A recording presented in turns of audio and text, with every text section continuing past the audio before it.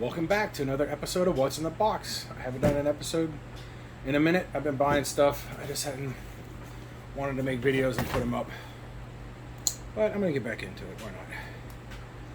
And I'm definitely going to try to get into doing some sales. We will get those negotiations handled with the intro guys and the outro guys. I hear those contract negotiations are going well for my union fellas. Now these books here I bought from a friend of mine shop in Chattanooga, Tennessee. No, Hickson, Tennessee. And you can see it looks like they kind of kicked it around at the UPS, but we're going to see how well the Geminis do.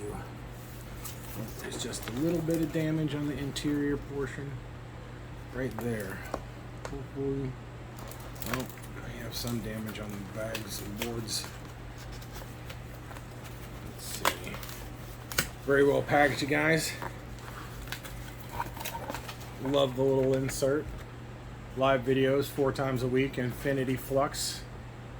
Check these guys out. My friend Megan usually runs the Whatnot auctions. I bought this stuff off of Whatnot. Got some killer deals you're going to see. And they do the Instagram stuff, and they started out doing Facebook. I think they're still doing some of the Facebook stuff. But Infinity Flux, check them out. I'll leave a link in the description. And let's see what we got. And it looks like there might be a little damage to one of the books. But this is a testament to how well they packed this. I can tell most everything looks like it survived pretty well.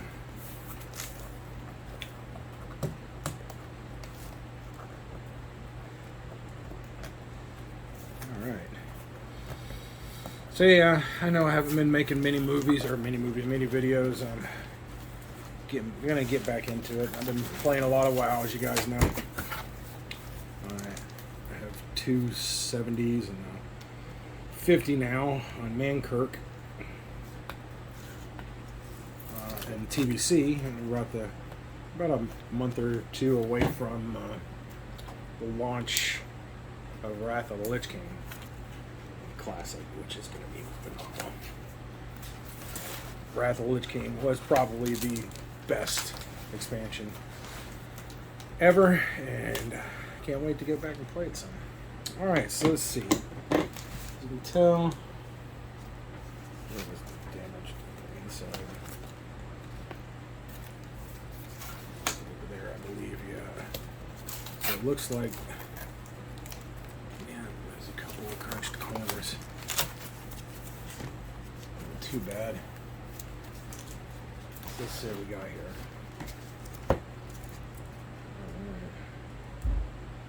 Corner survived on this one. I don't see any excess damage. So this one is Something is Killing the Children. Number 24, the 1 in 50 Prison variant. That's pretty cool.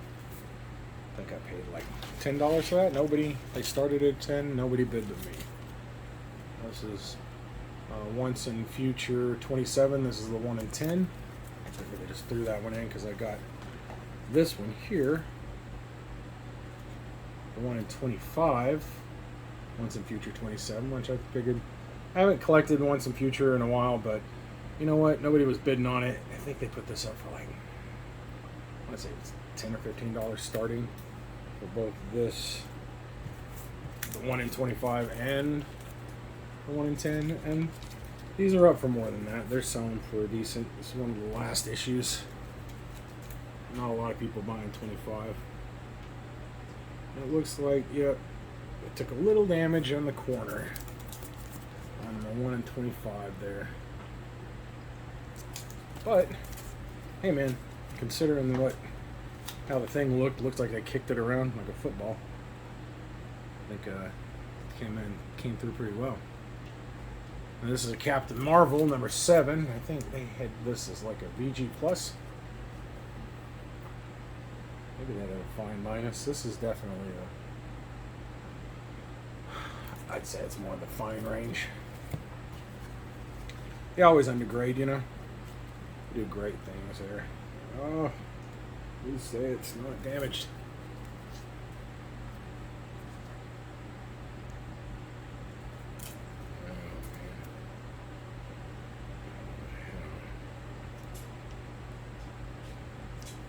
So that corner is really crunched there.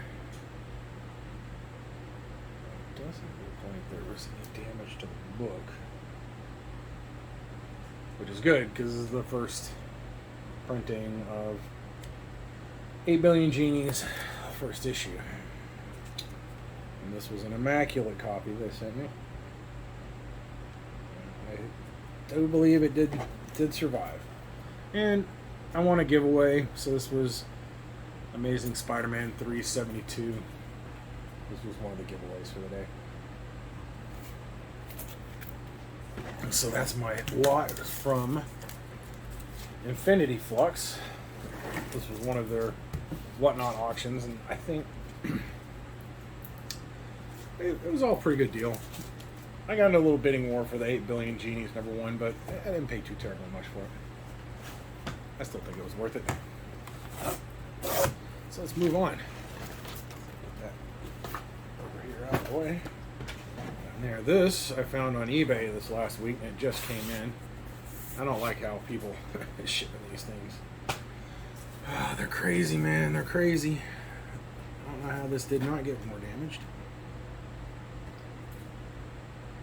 Man, this does look pretty good. This might even be a... With that nick, I'd say it's definitely a near mint minus.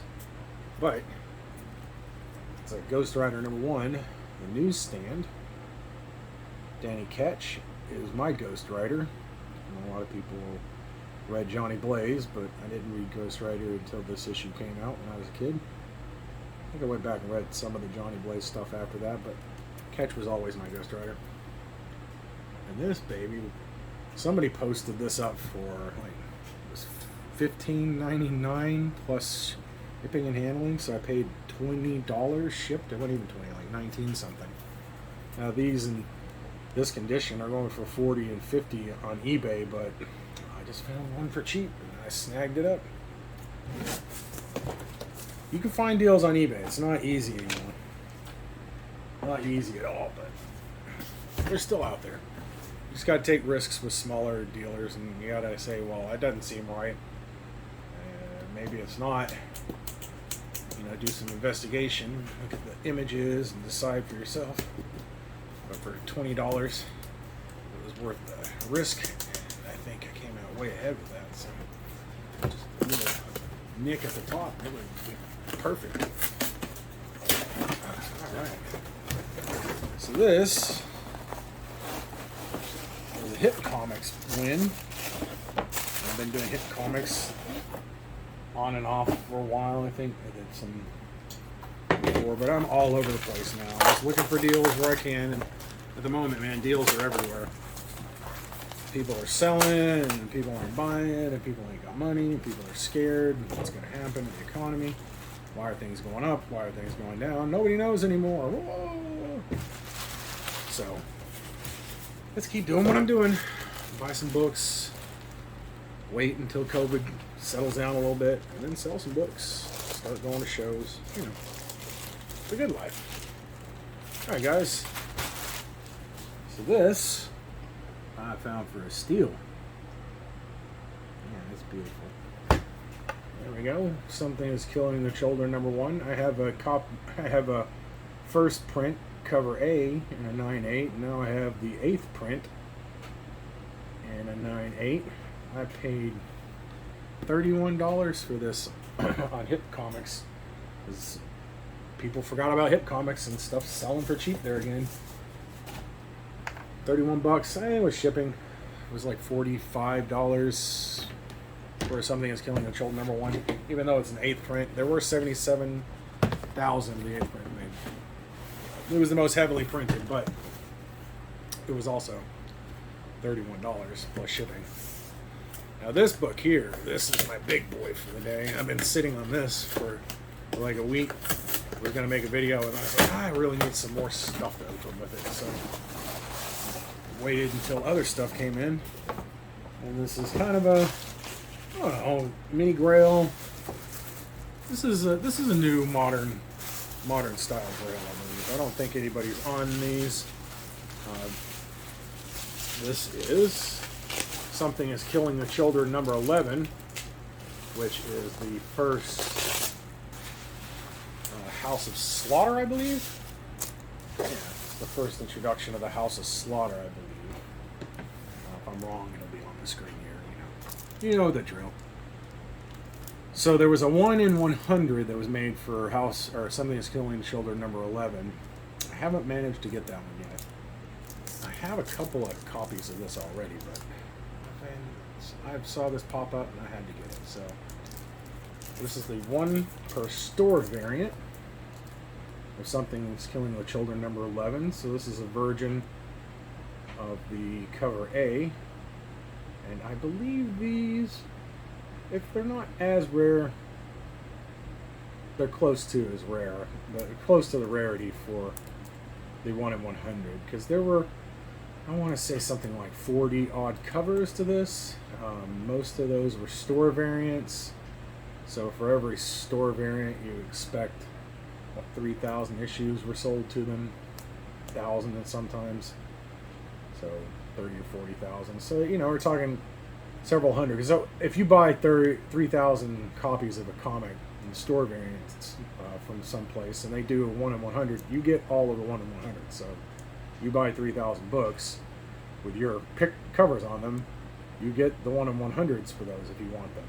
Which, who doesn't add those on? I mean, it's 30 copies of the 1 in 100 for your store variant, so it's no brainer. Anyway, this is double signed and a 9.9. Imagine that. Weather, Deledra, and Tinian. My favorite. I love it. Double signed 9.9, guys. This is the only 9.9 on the census. And I'm going to tell you right now, I've bought a couple of 9.9s now from our CBCS 9.9s, and they are immaculate. They are 9.9s. I'm going to do a video because I've got Department of Truth, the 1 in 100 variant.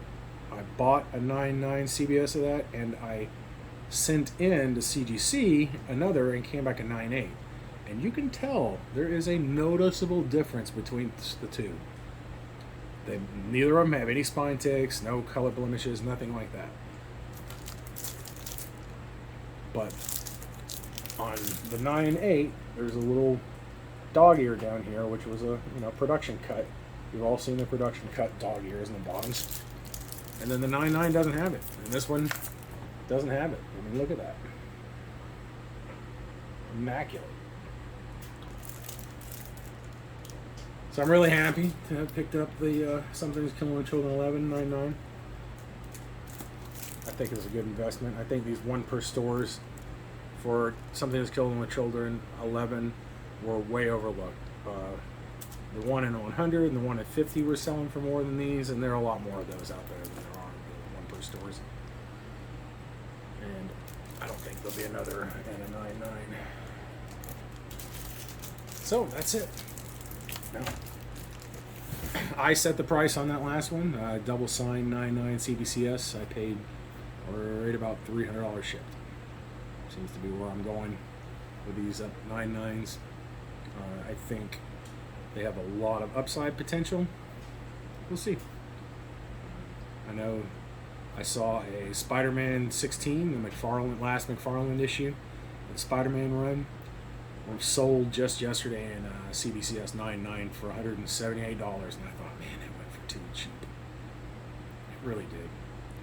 I mean, the 9.8s are only selling for like 60 to 80 bucks, but I looked it up. There's the one on the census. There's no others, and CGC doesn't have any. So, yeah, I think the multipliers on those CBCS 9.9s are gonna go way up. All right, guys. Well, that's it for today.